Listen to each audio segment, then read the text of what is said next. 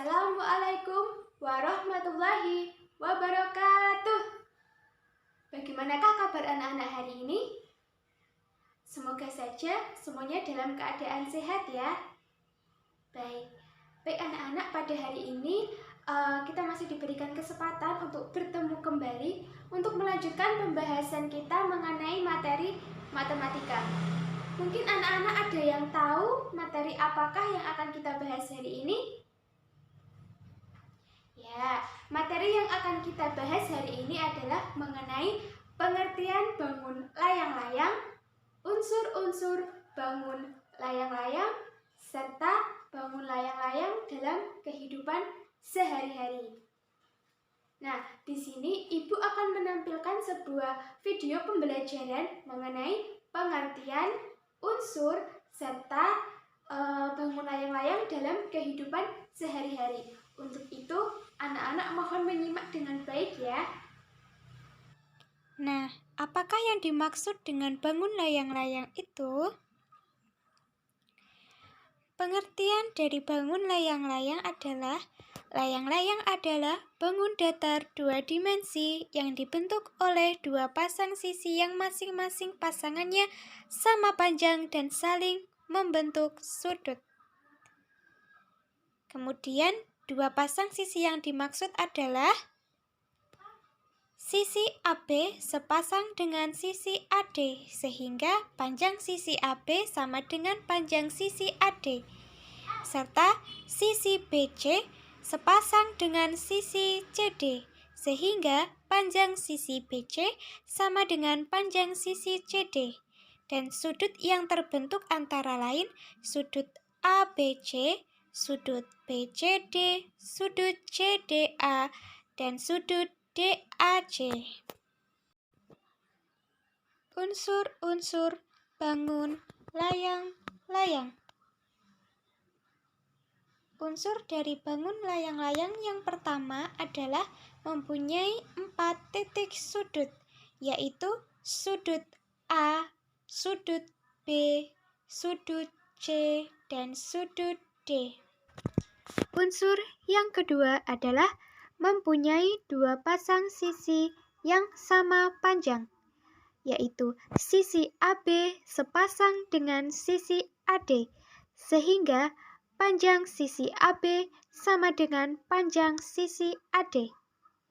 Sisi BC sepasang dengan sisi CD, sehingga panjang sisi BC sama dengan panjang sisi CD.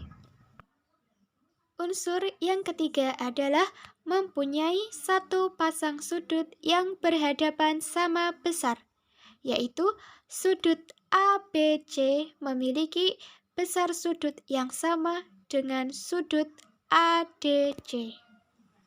Dan unsur bangun layang-layang yang keempat adalah diagonal-diagonalnya saling berpotongan tegak lurus, yaitu diagonal 1, yaitu DB tegak lurus dengan diagonal 2 AC.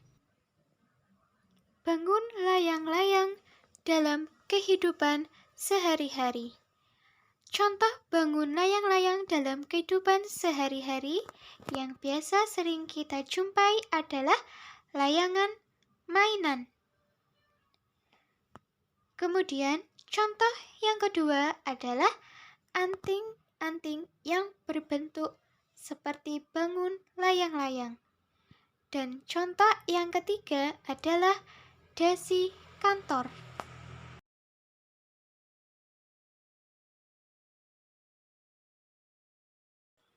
Baik anak-anak, setelah anak-anak tadi melihat video pembelajaran mengenai pengertian unsur serta contoh bangun layang-layang dalam kehidupan sehari-hari, apakah anak-anak sekarang sudah paham mengenai materi tersebut?